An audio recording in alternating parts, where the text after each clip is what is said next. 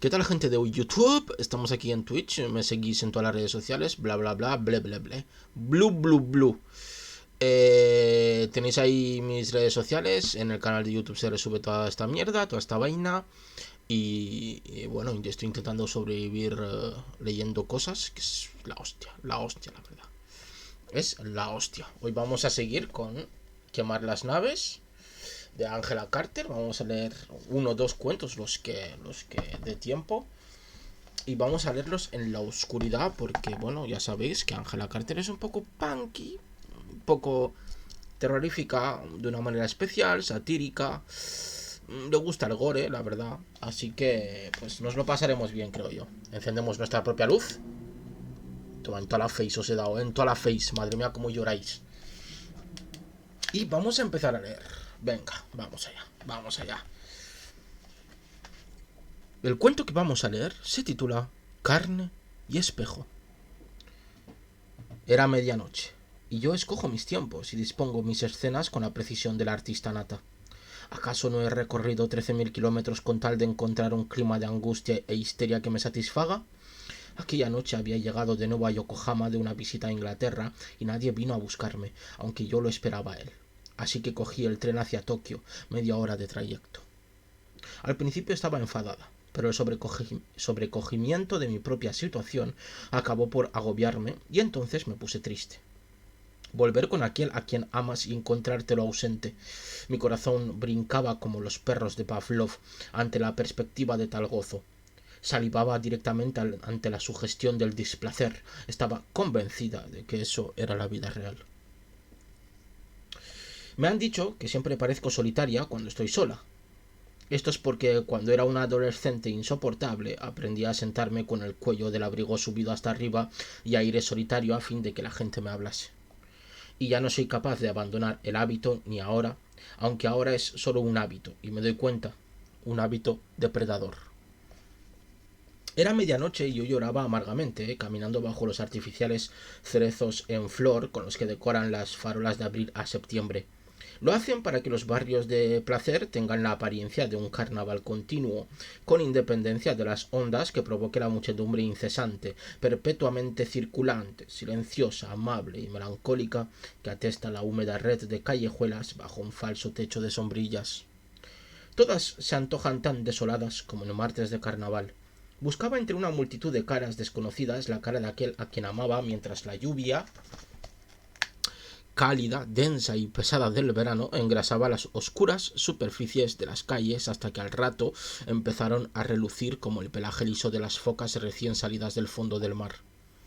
El gentío se arremolinaba a mi alrededor como olas llenas de ojos hasta que me sentí como si caminase a través de un océano cuyos habitantes mudos y gesticulantes, como aquellos con los que los filósofos medievales poblaban los países del interior, fuesen inversiones metódicas o imágenes reflejadas de los moradores en tierra firme. Y avancé entre aquellas perspectivas expresionistas vestida de negro como si fuese la creadora de todo y también de mí misma. Así, vestida de negro, enamorada, llorando, caminando por la ciudad en la tercera persona del singular, mi propia heroína, como si el mundo se desplegase desde mi ojo, una serie de radios que partieran de un núcleo sensibilizado que lo galvanizaba todo, haciendo que cuanto me rodeaba cobrara vida cuando lo miraba. Creo que ahora sé lo que intentaba hacer. Intentaba dominar la ciudad convirtiéndola en una proyección de mis propios dolores de crecimiento. Menuda arrogancia solipsista. La ciudad más grande del mundo, la ciudad diseñada para no satisfacer ninguna de mis expectativas europeas. Esta ciudad ofrece al forastero un sistema de vida que se nos antoja en posesión de la enigmática transparencia, la indescifrable claridad del sueño. Y se trata de un sueño que muy bien podría no haber soñado jamás. El extranjero, el forastero, piensa que lo tiene controlado, pero ha sido precipitado en el sueño de otro. Una nunca sabe lo que puede pasar en Tokio. Puede suceder cualquier cosa. Me vi atraída a la ciudad, de entrada, porque sospechaba que contenía enormes suministros de histrionismo.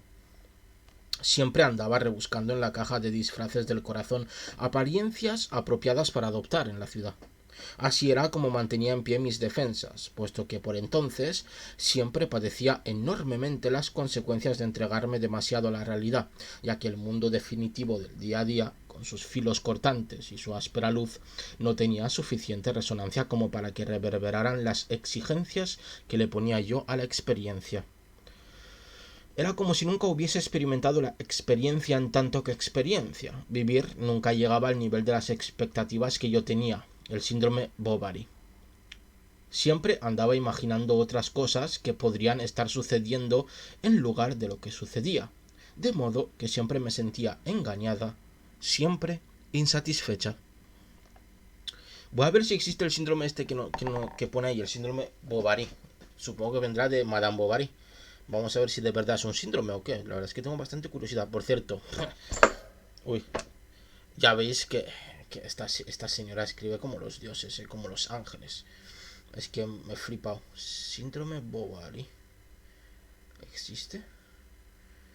Se entiende por bovarismo o síndrome de Madame Bovary al estilo de insatisfacción crónica de una persona, especialmente en el campo afectivo o amoroso, producido por el contraste entre sus ilusiones y aspiraciones, a menudo desproporcionadas respecto a sus propias posibilidades y la realidad, que suele frustrarlas. Pues mira, muy interesante. No nos vamos sin aprender otra cosa más. Es decir, la protagonista de este maravilloso cuento, este maravilloso relato, tiene este síndrome de insatisfacción crónica. Muy, muy interesante. Demasiado, diría yo. Siempre insatisfecha, aun cuando, como la perfecta protagonista, deambulase llorando, embarcada en una búsqueda desilusionada de un amante perdido a través del aromático laberinto de callejuelas. ¿Y acaso no me encontraba yo en Asia? Asia. Pero aun cuando viviese ahí, siempre se me antojaba lejos de mí. Era como si hubiese un cristal entre el mundo y yo, pero era capaz de verme a mí misma a la perfección al otro lado del cristal. Ahí estaba, caminando arriba y abajo, comiendo, sosteniendo conversaciones, enamorada, indiferente, etc. Pero todo el tiempo que controlé los hilos de mi propia marioneta, era la marioneta la que se movía al otro lado del cristal. Y vislumbraba las aventuras más maravillosas con la mirada aburrida de la gente que contempla una audición más con el puro en la mano. Me deshacía de la ceniza con un golpecito y exigía actividades. ¿Qué más sabes hacer? De modo que traté de reconstruir la ciudad según la plantilla de mi imaginación como telón de fondo de las obras de mi teatro de marionetas particular, pero la ciudad se resistía tozudamente a ser reconstruida. Solo estaba imaginándome que había sido reconstruida. La noche de mi regreso, por más que me esforzase en encontrar a aquel a quien amaba, ella no fue capaz de localizarlo en ninguna parte y la ciudad la entregó a un total desconocido que se tropezó con ella y le preguntó por qué lloraba. Ella se fue con él a un hotel nada ambiguo, con un espejo en el techo de la habitación y un lascivo cortinaje negro de encajes alrededor de un lecho palpablemente ilícito. Sus ojos tenían forma de lentejuelas. Durante toda la noche, una luna delgada, pálida y con forma de hoz con una sola estrella pendiendo del extremo inferior, flotó sobre la lluvia que golpeteaba contra las ventanas, y se oyó un chirrido maquinal de cigarras. De vez en cuando, la campanilla de viento que se bamboleaba en los aleros emitía un tañido exquisitamente apenado. Ninguno de los detalles eróticos de la dulce, triste y lunar noche de lluvia veraniega había satisfecho mis expectativas. Más o menos, había esperado que el hombre me estrangulase. Mi sensibilidad se marchitó bajo el peso de la respuesta. Mi sensibilidad zozobró ante el asalto a mis sentidos. Mi imaginación había sido prevista. El cuarto era una caja de papel aceitado, repleto de ecos de la lluvia. Después de apagar la luz, mientras yacíamos juntos, todavía era capaz de ver la silueta de nuestro abrazo en el espejo sobre mi cabeza, una conjunción maravillosamente inesperada, proyectada al azar por el enigmático calidoscopio de la ciudad. Nuestras pieles aparecían punteadas por las sombras erosionadas de las cortinas de encaje como si los pellejos fuesen un misterioso uniforme proporcionado por la dirección a fin de volver anónimos a todos los que hacíamos el amor en aquel hotel. El espejo aniquilaba el tiempo, el lugar y la persona. Para la consagración de aquella casa, el espejo había sido diseñado con el propósito de reflejar abrazos casuales. Por lo tanto, trataba a la carne de una manera ejemplar, con caridad e indiferencia. ¡Wow! Esta descripción del espejo me ha recordado una película anime que se llama, creo, si no recuerdo mal, Perfect Blue, que los espejos son muy importantes. Yo os la recomiendo que la veáis porque es muy muy buena. El espejo destilaba la esencia de todos los encuentros de desconocidos cuyas percepciones del otro existían solo en el medio del abrazo fortuito, accidental. Durante el tiempo desprovisto de duración que pasamos haciendo el amor, no éramos nosotros mismos, quienesquiera que hubiésemos sido, sino los fantasmas de nosotros mismos, en cierto sentido. Pero los yoes que no éramos, los yoes de las percepciones habituales que teníamos de nosotros mismos, tenían una sustancia muchísimo más insustancial que los reflejos que éramos. El espejo mágico me otorgó una noción hasta entonces inconsiderada de mí misma en tanto que yo, sin ninguna intención por mi parte, había sido definida por la acción reflejada en el espejo. Me asedié. Yo era el sujeto de la oración escrita en el espejo. Nada me impedía el hecho, el acto. Había sido precipitada en el conocimiento de las condiciones reales del vivir. Los espejos son objetos ambiguos. La burocracia del espejo me provee de un pasaporte para el mundo, me muestra mi apariencia. Pero, ¿de qué le sirve un pasaporte a una viajera de postal? Las mujeres y los espejos disfrutan de una complicidad el uno con el otro para evadir la acción que yo, ella, interpreta, que ella, yo, no puedo contemplar. La acción con la que emerjo del espejo, con la que asumo mi apariencia. Pero este espejo se negaba a conspirar conmigo. Era como si fuese el primer espejo que veía en mi vida. Reflejaba el abrazo que tenía debajo sin la más mínima argucia. Todo lo que mostraba era inevitable, aunque yo misma jamás podría haberlo soñado siquiera. Veía la carne y el espejo, pero no era capaz de reconciliar la visión. Mi respuesta inmediata a ello fue sentir que me había salido del personaje. El vestido elegante que me había puesto como disfraz para adecuarme a la ciudad me había traicionado en una habitación, una cama y una modificación de mí misma que nada en absoluto tenían que ver con mi vida, ni con la vida que me había visto interpretar a mí misma. Por lo tanto, rehuí el espejo. Me escabullí de los brazos del espejo, me senté en el borde de la cama y me encendí un cigarrillo tras otro. La lluvia caía, machacona. El modo en que manifesté mi perturbación fue perfecto en todos los detalles, igual que en las películas. La aplaudí. Di gracias de que el espejo no me hubiese persuadido de comportarme de una manera que habría considerado inapropiada, es decir, resignándome y poniéndome a dormir como si mi infidelidad no tuviese la menor importancia. Ahora me estremezco ante el presentimiento alarmante de que él, el de los ojos como lentejuelas que había sido amable conmigo, fuese un sustituto irónico del otro, de aquel a quien amaba, como si el carnaval arbitrario de las calles me hubiese ofrecido gratuitamente a aquel joven para averiguar si era capaz de salirme del personaje y luego hubiese proyectado nuestra intersección sobre el espejo, como una lección objetiva de la naturaleza de las cosas. De modo que me vestí rápidamente y escapé en cuanto se hizo la luz fuera, aquella luz misteriosa e incolora del amanecer en la que los cuervos encapuchados se despegan aleteando de los aleros de los templos para posarse en los postes de telégrafos, graznando un torvo estribillo de amanecida en la reverberación de los bulevares vacíos, ahora de todos los buscadores de placer. Había dejado de llover. Era una mañana nublada tan calurosa que me puse a sudar al menor movimiento. Las desconcertantes electrografías de la ciudad de noche estaban todas apagadas. Todas las perspectivas eran insulsas, de un gris grumoso. El aire estaba lleno de polvo. En mi vida había presenciado una mañana tan banal. La mañana anterior a esta opresiva mañana, me desperté en la cabina de un barco. La víspera, mientras bordeábamos la costa, en medio de un clima excelente, estuve soñando con la reunión que me esperaba, la de unos enamorados renovados por los 3 meses que yo había pasado fuera, de vuelta a casa debido a una muerte en la familia. Volveré tan pronto como pueda. Te escribiré. ¿Me vienes a buscar al muelle? Por supuesto que iré. Pero no estaba en el muelle. ¿Dónde estaba? Así que me fui directa a la ciudad y emprendí mi desconsolado periplo por los barrios de placer, buscándolo en los bares a los que solía ir. No había manera de encontrarlo. No sabía su dirección, desde luego.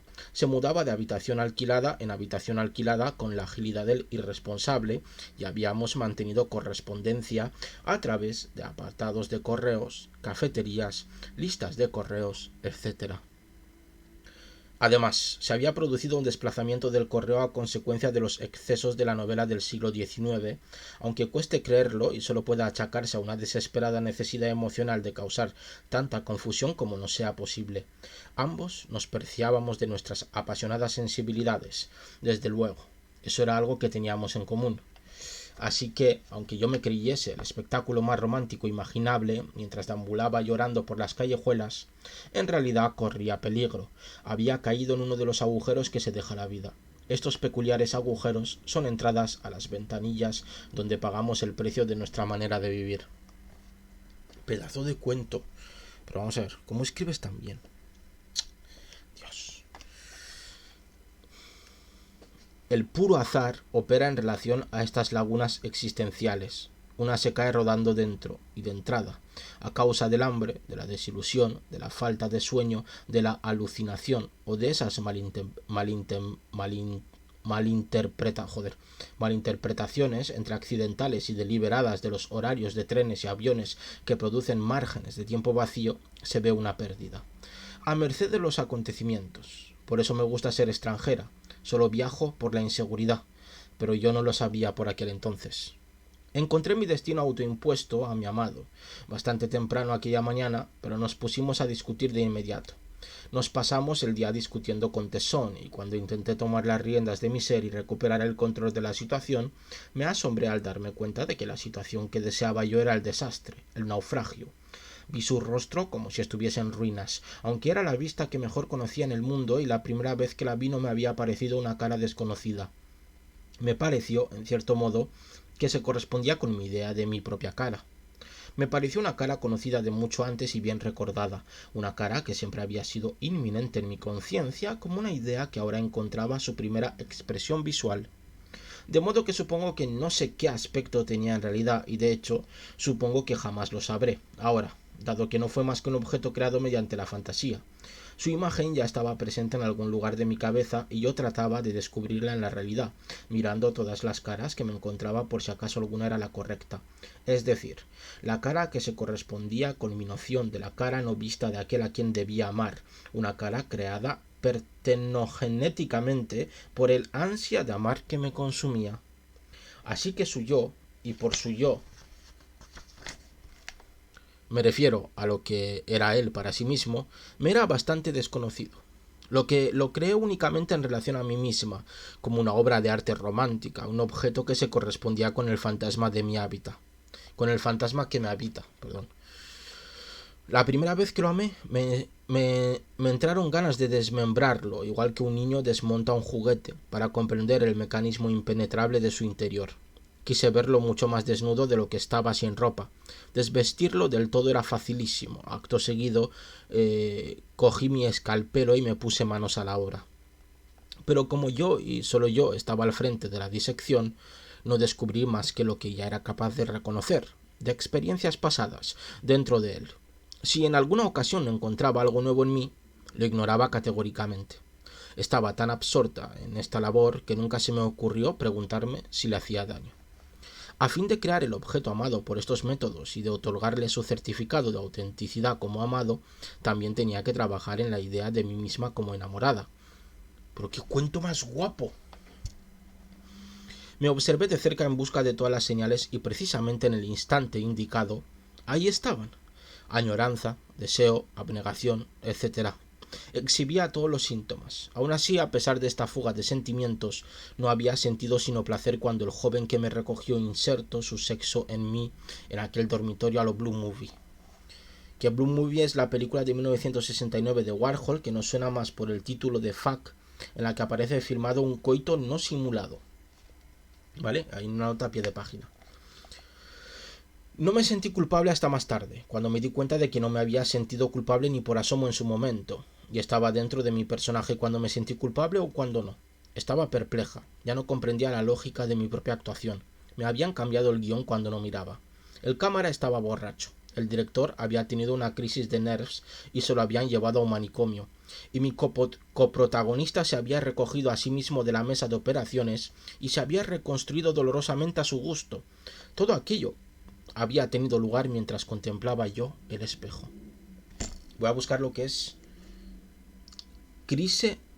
Crise de nerfs es crisis de nervios, ¿vale? En francés, perdón. Imaginad mi agravio. Discutimos hasta que se hizo de noche, y sin dejar de discutir nos encaminamos hacia otro hotel, pero ese hotel y esa noche fueron en todos los aspectos la parodia de la noche anterior. Mucho mejor, mugre y humillación. ¡Ja! Aquí no había cortinas de encaje, ni campanías de viento, ni luz de luna, ni ningún susurro húmedo de lluvia lúgubremente seductora. Aquel lugar era sombrío, obtuso y desangelado, y las sábanas que cubrían el colchón que habían tendido en el suelo para nosotros estaban manchadas de tierra, aunque al principio no me di cuenta porque era necesario fingir la pasión ávida que acostumbrábamos a sentir en presencia del otro, por más que ya no la sintiésemos, como si al interpretar el sentimiento con la suficiente intensidad pudiésemos revivirlo por arte de magia, si bien nuestras pieles, que nos conocían mejor de lo que nos conocíamos nosotros mismos, nos contaron que el periodo de reciprocidad había concluido. Era una habitación miserable y las ventanas daban a un aparcamiento con una autovía más allá, de manera que las paredes de papel temblaban con las reverberaciones del clamor infernal del tráfico. Había un indolente ventilador eléctrico con moscas muertas atrapadas en los radios. Un solo fluorescente en el techo nos iluminaba y lo iluminaba todo con una luz difícilmente tolerable, despojada casi por completo de remordimientos. Una mujer inmunda con un delantal mugriento nos trajo unos vasos de té marrón frío y flojo hecho de cebada y luego nos cerró la puerta. No pensaba dejar que me besase entre los muslos porque temía que notase el rastro de sabor del escarceo de la noche anterior, un toquecito de paranoia en aquella fantasía. No sé cuánta parte del sentimiento de culpabilidad tenía que ver con la elección de este decorado, pero consideré que era totalmente idóneo. El aire era más denso que un té que lleva infusionando en el hornillo todo el día, y las cucarachas correteaban por el techo, recuerdo. Lloré durante la primera parte de la noche. Lloré hasta que quedé exhausta, pero él se giró en la cama y se durmió. Supo ver más allá de la artimaña, aunque yo no, porque yo no sabía que estaba mintiendo. Pero no logré dormirme por culpa del retumbar de las paredes y por el ruido del tráfico.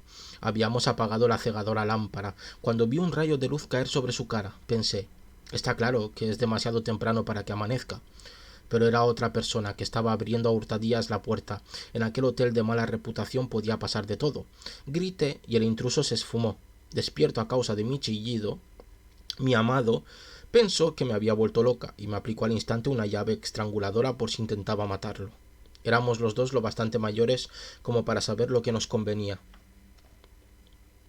Cuando encendí la lámpara para ver qué hora era, me di cuenta sorprendida de que sus rasgos se emborronaban como las glosas de un palimpsesto. No tardamos mucho en marcharnos, solo unos cuantos días.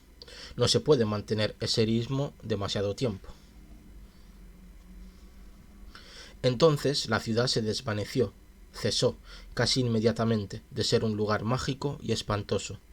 Me desperté una mañana y descubrí que se había convertido en un hogar, aunque sigo subiéndome el cuello del abrigo con aire solitario y siempre me miro en los espejos. Se trata solo de hábitos y no dan ninguna pista sobre mi personaje, sea este cual sea.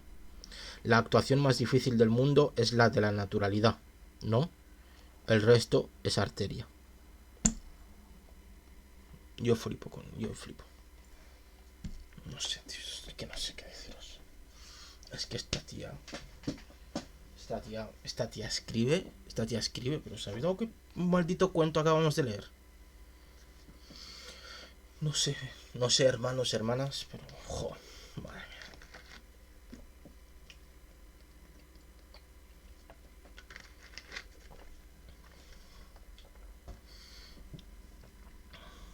Ahí termina el cuento, por cierto. Yo no sé qué pasa con esta tía, pero escribe como Los Ángeles, ¿vale? Vamos a ver si nos da tiempo a leer otro cuento. Es decir, si me da tiempo a leer otro cuento a mí. Porque aquí es de noche. Tampoco puedo gritar mucho. Venga, vamos a leer otro cuento. Porque me encanta esta tía. Este cuento se titula Amo, ¿vale? No sé si es de amar o amo de amo esclavo, no lo sé, lo veremos, a ver si nos lo aclara el relato. Tras descubrir que su vocación era matar animales, el deseo de verla cumplida lo llevó mucho más allá del clima templado hasta que, con el tiempo, los soles insaciables de África le erosionaron las pupilas.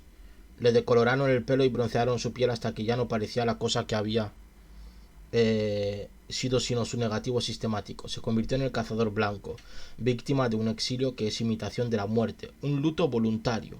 Cuando presenciaba el espasmo postrero de su presa, emitía un jadeo extático.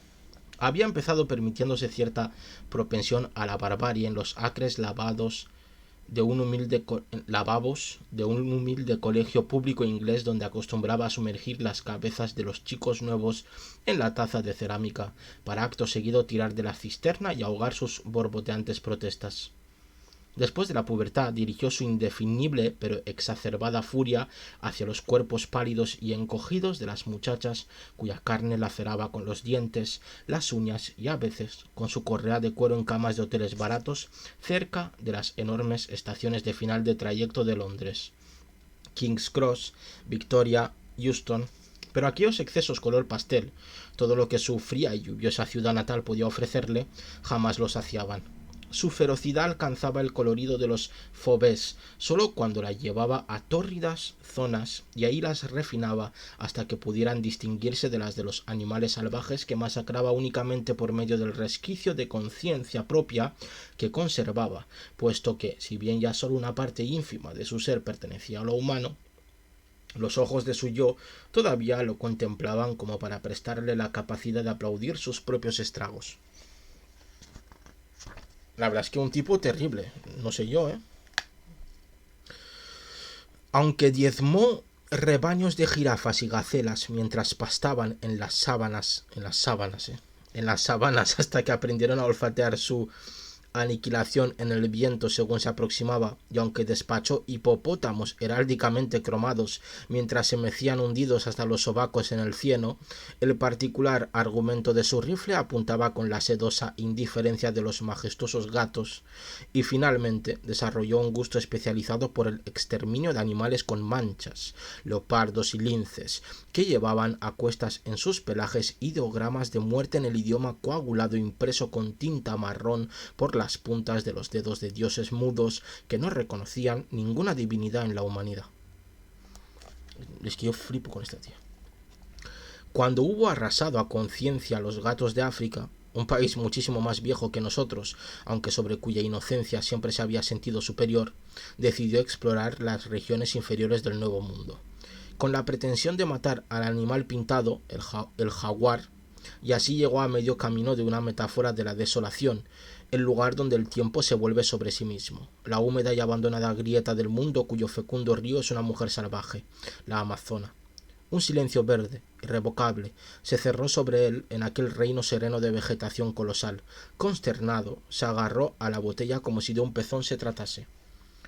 Atravesó en jeep un terreno invariable de vegetación arquitectónica donde ni un ápice de viento levantaba las hojas de palmeras tan pesadas como si hubiesen sido esculpidas en viridiana gravedad al principio de los tiempos para ser luego abandonadas, cuyos troncos eran tan recios que no parecían erguirse en el aire, sino cargar con el opresivo cielo que descansaba sobre el bosque como una tapadera de metal bruñido. Estos troncos detentaban una infestación de un brazo de espesor formada por bocas florecientes de las que salían lenguas viscosas que atrapaban las moscas con las que se alimentaban. Pájaros brillantes de formas desconocidas se lanzaban en raras ocasiones ante sus ojos y saltaban de rama en rama sin moverlas bajo su peso. Pero ningún movimiento ni sonido lograba sino ondular la superficie de la profunda e inhumana introspección del lugar, de manera que aquí matar terminaba siendo el único objetivo que le confirmaba que seguía vivo, puesto que no se sentía inclinado a la introspección y jamás había encontrado consuelo en la naturaleza. La matanza era su única proclividad y su único talento. Vamos, que mataba a gusto, este señor. Le daba durísimo a la muerte. Se topó con los indios que vivían entre los árboles lúgubres. Representaban tal diversidad de etnias que constituían un museo viviente del hombre organizado sobre un principio de regresión, ya que cuanto más internaba, más primitivos se volvían, como para demostrarle que la evolución podía invertirse. Algunos de los hombres marrones no tenían otra vivienda que el cielo, y al igual que las flores, comían insectos, se pintaban el cuerpo con los jugos de las hojas y bayas, y adornaban sus cabezas con diademas de plumas o de picos de águilas. Plácidos y decorativos, hombres y mujeres se presentaban trinando suavemente alrededor de su jeep, con una leve curiosidad iluminando los soles de ámbar vueltos hacia dentro de sus ojos, y él no los reconocía como hombres a pesar de que destilasen un licor tremebundo en alambiques fabricados por ellos mismos y que él bebía a fin de poblar el interior de su cabeza de un frenesí familiar entre tanta extrañeza. Uy, creo que ya sé por dónde va a ir este maravilloso cuento, ¿eh? ¿Ustedes qué piensan? Su guía mestizo tomaba a menudo a alguna de las chicas marrones e ingenuamente se la ofrecía desnuda, los pechos puntiagudos y la sonrisa velada y límpida, y entonces, ahí mismo, él les contagiaba entre los matorrales del borde de un claro la gonorrea de la que era crónico mártir. Después, mientras rebañaba unas chuletas con apetito recordado, le decía al cazador: «Carne marrón, carne marrón». Una noche en plena borrachera, afligido por las punzadas de una carnalidad que a menudo lo visitaba al final de su jornada de trabajo, el cazador trocó por la rueda de repuesto del jeep a una chica pubescente tan virgen como la selva que la había dado a luz. Llevaba un calzón vestigial de algodón rojo retorcido entre los muslos y la espalda larga y sinuosa parecía tapizada de terciopelo estampado, dado que estaba repleta de espirales y rugosidades tribales grabadas al venirle el primer periodo, dibujos en alto relieve como los contornos del mapa de un sitio desconocido. Las mujeres de su tribu sumergían el pelo en lodo líquido, luego retorcían los mechones en largos gajos alrededor de palos y los dejaban secar al sol, hasta que les quedaba un peinado de rígidos caracoles de la consistencia de la cerámica horneada y sin barnizar, así que parecía como si su cabeza estuviese rodeada por una de esas coronas de espinas asignadas a los famosos pecadores de los libros de catequesis. Sus ojos concentraban la amabilidad y la desesperanza de aquellos que están a punto de ser desposeídos. Tenía la sonrisa inmóvil de un gato, que se ve forzado por la fisiología a sonreír aunque no quiera.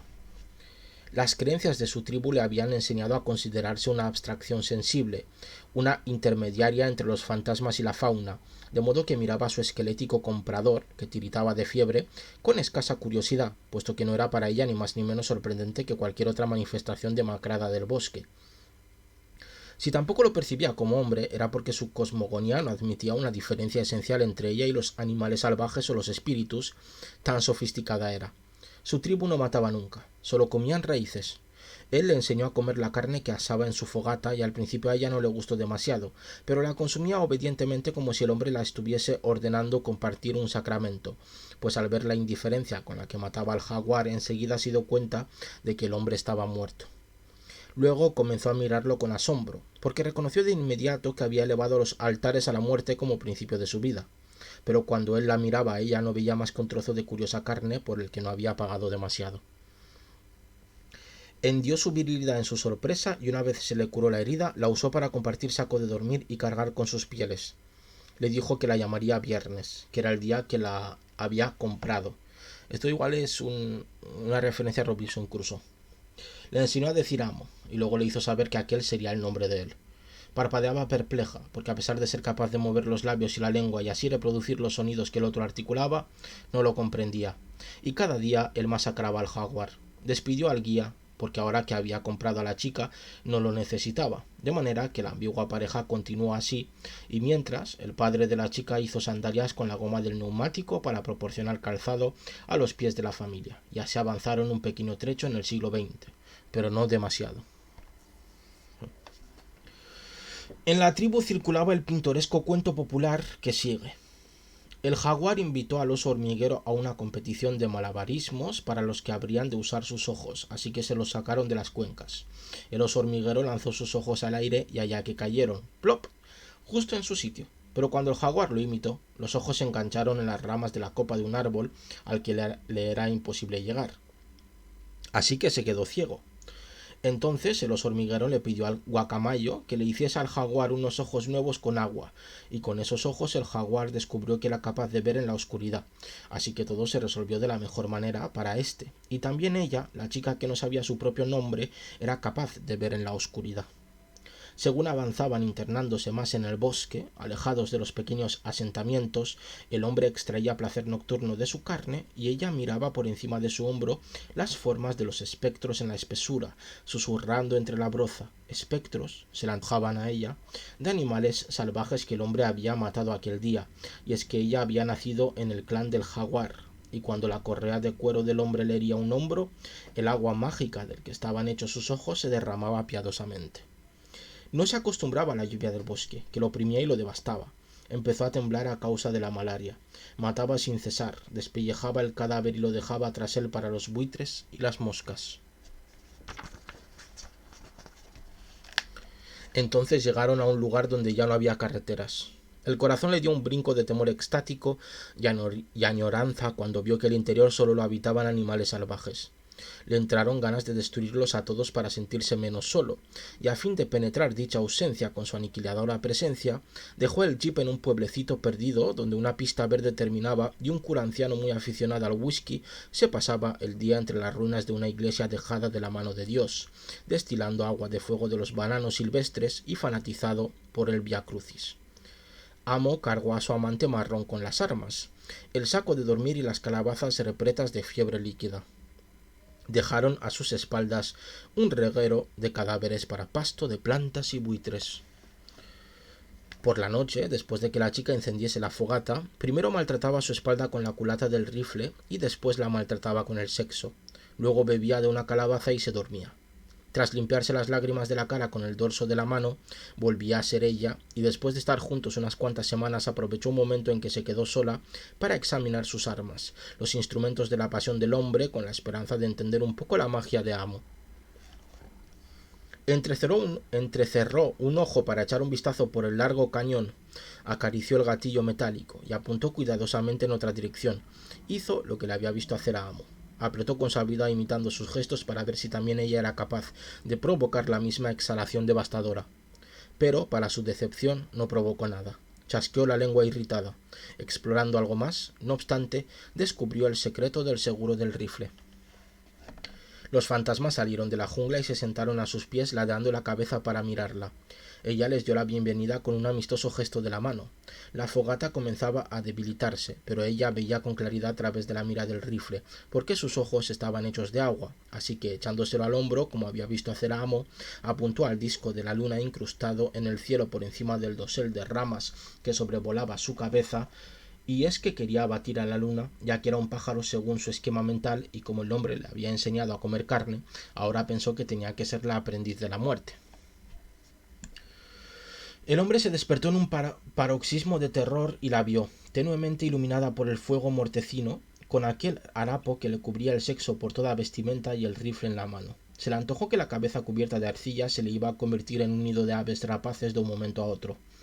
Ella echó a reír encantada ante el cadáver del pájaro dormido que el proyectil había abatido de un árbol, y la luz de la luna resplandeció en sus dientes curiosamente afilados. Estaba convencida de que el pájaro que acababa de derribar había sido la luna y que ahora, en el firmamento nocturno, solo veía el fantasma de la luna. A pesar de estar perdidos sin remedio, en aquel bosque sin caminos, ella sabía bastante bien dónde estaba. Siempre estaba en casa en la ciudad fantasma. Al día siguiente, él supervisó los comienzos de la carrera de la chica como tiradora y la observó mientras despojaba a los portavoces del bosque de todos los seres de pelaje o pluma que se apostaban en sus ramas. Siempre soltaba la misma carcajada al verlos caer, porque no se le había ocurrido que fuese tan fácil poblar su campamento con fantasmas recientes. Pero no se veía capaz de matar al jaguar, dado que este era el emblema de su clan. Con gestos enérgicos de la cabeza y las manos, se negó. Pero, después de aprender a disparar, enseguida llegó a ser mejor cazadora que él, aunque en su manera de matar no había método e iba pegando tiros indiscriminadamente a través de la broza sombría y verde. El nivel descreciente del licor de banana en la calabaza marcaba el paso del tiempo, y ellos iban dejando a sus espaldas el rastro de una carnicería. El espectáculo de las matanzas de la chica lo conmovió, de modo que la montó frenéticamente, abriéndole con fuerza los labios genitales con tal brutalidad que la piel carmesí del interior se le desgarró y ulceró, mientras los mordiscos en el cuello y en los hombros rezumaban perlas enfermizas de pus que atrajeron una nube zumbante de moscardas. Sus chillidos eran un idioma universal. Hasta los monos comprendían que la chica sufría cuando Amo se daba placer, aunque él no. Conforme se fue pareciendo más a él, comenzó a guardarle rencor. Mientras el hombre dormía, ella flexionó los dedos en medio de una oscuridad que no escondía nada a sus ojos y sin sorpresa descubrió que le habían crecido unas uñas largas, curvas y afiladas. Ahora era capaz de arañar su espalda y dejarle arroyuelos rojos en la piel mientras él se imponía sobre su cuerpo. Amo aullaba de placer y todavía se aplicaba con más severidad mientras ella agitaba su cabeza, haciendo saltar la cerámica de su apéndice aquí y allá en medio de una dolorida perplejidad, y sajaba el vacío con sus garras. Llegaron a un manantial, y ella se metió dentro para lavarse, pero salió de inmediato porque el contacto con el agua le produjo una desagradable sensación en el pellejo. Cuando, impaciente, echó hacia atrás la cabeza para sacudirse las gotas de agua, los caracoles de arcilla se le fundieron y le chorrearon sobre los hombros.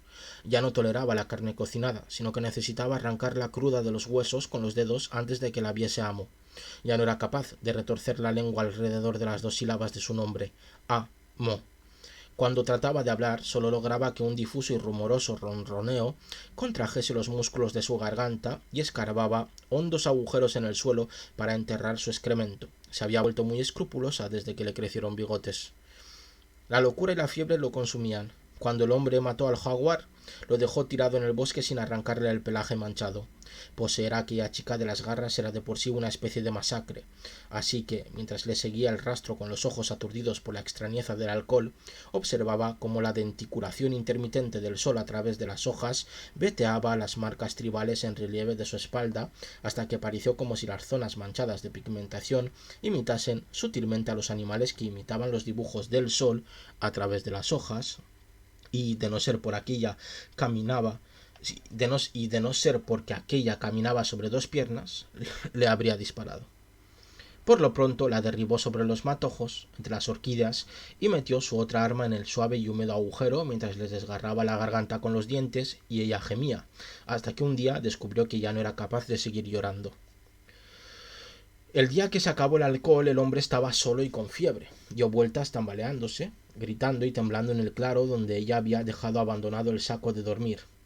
Ella se apostaba entre las lianas y canturreó con una voz de suave trueno.